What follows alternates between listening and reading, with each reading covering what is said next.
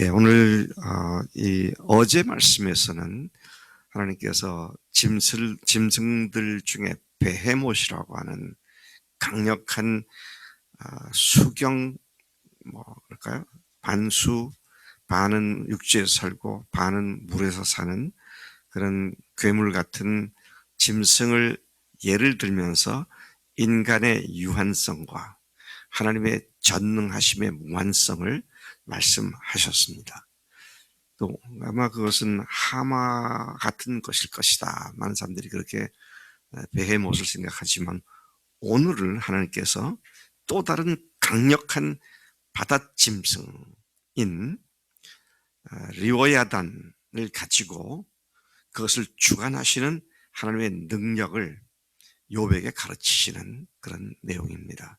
하나님을 향하여 마치 내 것을 하나님께 요청하고 주장하듯이 하는 그의 태도에 대해서 그가 주장할 수 있는 것은 아무것도 없다. 심지어 내가 만든 리오야단도 너희들은 도저히 통제도 할 수 없는 그런 존재가 아니냐. 근데 그걸 누가 만들었느냐? 내가 만들었고 내가 주관한다. 그러니 욥, 네가 마치 네 것을 가지고 나에게 주장하듯 그렇게 하면 안 된다. 이것이 오늘 41장의 핵심 내용으로 요약될 수 있습니다. 1절에 보니까 네가 리워야단을 낚시로 끌어낼 수 있겠느냐. 자, 리워야단이 어떤 짐승인가. 구약에 보면 시편에도 리워야단이 나오고 우리가 읽은 욥기와 이사야, 아모스 등의 이 짐승의 이야기가 나타나는데 대부분의 성경들이 이것을 악어로 번역을 합니다. 베헤못은 하마로, 그리고 또 리워야단을 악어로 그렇게 번역을 했습니다. 그런데 제가 이 말씀을 다시 쭉 읽어볼 때 이것을 악어라고 단정짓기에는 너무 엄청난 짐승이다.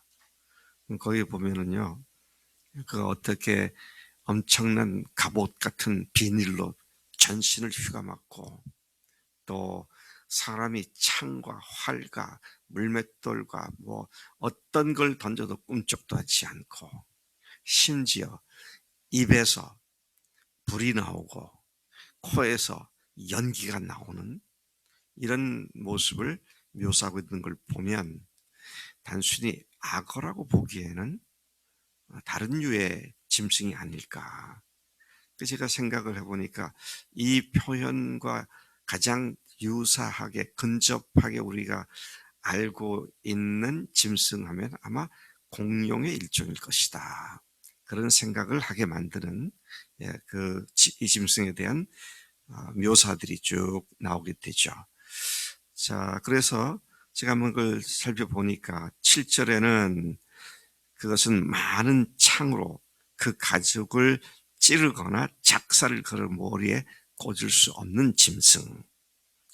또 13, 14절 보면 아무도 그 겉가죽을 벗기거나 겹재갈을 물리거나 턱을 벌릴 수 없고 그 이틀 잇몸 크고 둥글며 두렵고 15절 17절까지 보면 전신을 덮은 강력한 비늘들은 틈이 없어 바람조차 지나갈 수 없고 코에서 18절에는 코에서 빛을 발하고 눈에서 빛이 나며 19, 20절에서는 입에서 불꽃이 튀며 불이 나오고 콧구멍에서 연기가 나온다. 21절 입김은 숯불을 지피며 입은 불길을 내뿜는다.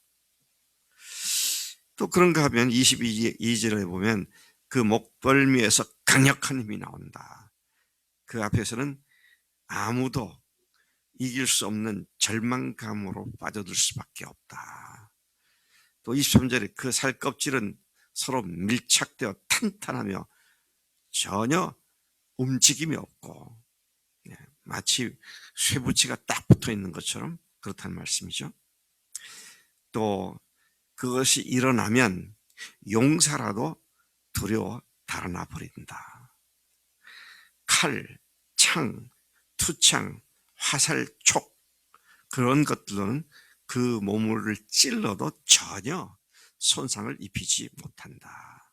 27절에 보니까 그것이 쇠를 지푸라기 같이 놋을 썩은 나무같이 여긴다. 그리고 28절에 보면 화살이나 물맷돌도 아무 소용이 없고 29절 그것은 몽둥이도 지푸라기같이 여기고 창이 날아오는 소리를 우습게 여겨 전혀 두려워하지 않는다. 또 그의 백가죽은 날카로운 질그릇 조각과 같아서 제가 우리 성경 여러 가 보니까 사금팔이 같아서 그렇게도 번역되어 있더라고요. 질그릇 조각 날카롭죠. 같아서 타작기가 지나가서 핥힌 진흙 바닥처럼 지나간 흔적을 남긴다. 또 31절에 물에 뛰어들면 깊은 물을 가마솥 물처럼 끓게 하고, 여러분 덩치 큰 짐승이 물에 퐁덩 빠지면 물에 돌아가면서 물이 막 끓는 것 같잖아요. 그런 얘기죠. 그 다음에 바다를 기름 가마처럼 휘젓는다. 그래서 어떻게 합니까? 그 뒤에 하얀 포마를 반짝반짝하는 포마를 내며 마치 바다가 백발을 휘날리는 것처럼 그렇게 보인다.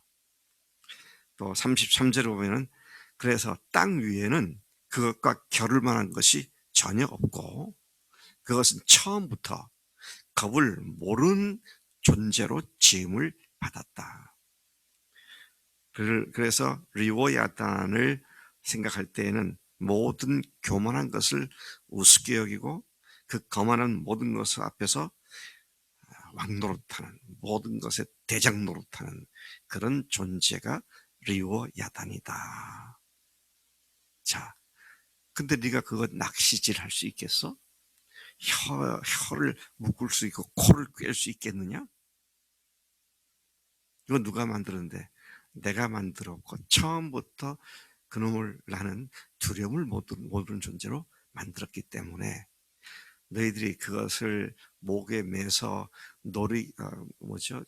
애완동물처럼 놀이갯감으로 삼을 수도 없고 강아지들처럼 붙잡아 맬 수도 없고, 그러니까 이집트에 있는 벽화들 보면 표본 같은 것도 쇠사슬 줄로 묶어가지고 집에서 기르고, 그렇게 묶어둘 수 있는 그런 사람은 아무도 없다. 그런데 내가 그렇게 만들었고 내가 그들을 지금 주관하고 있다. 거기에 비하면 너는 아무것도 할 수 없는 무능한 존재인데 어떻게 네 의로움을 주장하기 위해서 나를 불의한 존재로 생각하게 만드느냐. 하나님께서 그렇게 말씀을 하시는 것이죠. 자, 매우 흥미로운 사실 하나를 여기서 보게 되는데요. 까닭 없이 극심한 고통을 당한 욥이 그 고난 가운데에서 자신을 위로하기 위하여 찾아온 세 친구들과의 대화를 듣고 자신은 죄를 짓지 않았고 의로운 삶을 살았는데 왜 자신을 그처럼 비참한 고통 가운데 처박아 두시는지 하나님은 참으로 무정하시거나 또는 과연 하나님이 의로운 분이 맞는가를 토론하며 그들과 논쟁을 벌였었죠. 그런 욥에게 드디어 하나님께서 친히 나타나셔서 그분 앞에 굴복하게 만드는 것은 거창한 논리나 철학적, 사상적 주제들을 가지고 하신 것이 아니라 지극히 일반적인 주변의 자연 현상, 새, 짐승, 괴물 같은 이런 막강한 짐승들, 또 어제 보면 우주의 천체 법칙, 이런 것들, 또 각 짐승들의 독특한 생태들, 그리고 사람들이 오늘 말씀에 사람들이 가장 두려워하는 괴물 같은 두 짐승들을 예로 들면서 욥을 설득시키고 이해시키는 하나님 것을 보게 된다는 것이죠. 그래서 제가 이 말씀을 묵상하면서 하나님의 진리는 일상에 가까운 데 있다. 그래서 좀 더 일상적인 얘기에서 하나님의 진리의 말씀을 찾고 또 제시하는 그런 지혜가 필요하겠구나. 특히 안 믿는 불신자들에게 복음을 전할 때 그들이 알고 있는 말로 잘 풀어 설명하는 것이 우리가 마땅히 해야 할 일이구나. 그런 교훈을 다시 한번 받게 됩니다. 하나님 아버지 감사합니다.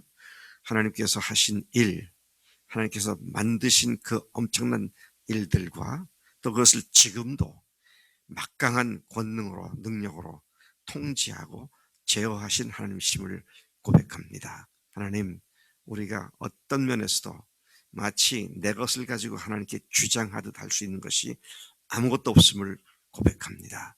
모든 것을 주님께서 은혜로 주셨고 주님의 영광을 위해서 쓰게 하셨는데 하나님, 나의 가족, 나의 재산, 나의 학력 또는 내가 가진 재능, 그 어떤 것도 내 것이 아니고 하나님께로부터 온 것을 알게 하시고 주님을 위해서 그것을 아낌없이 남김없이 다 온전하게 주님께 드려 쓰임 받도록 우리를 인도해 주신 줄로 믿습니다. 오늘도 그런 하루가 되도록 역사하시고 남은 여생이 이 사실에 깊이 뿌리를 내려 주님만을 바라보며 나아가는 우리 삶이 되도록 인도하실 줄로 믿습니다. 감사하고 예수님의 이름으로 기도를 쌉니다. 아멘. 아멘.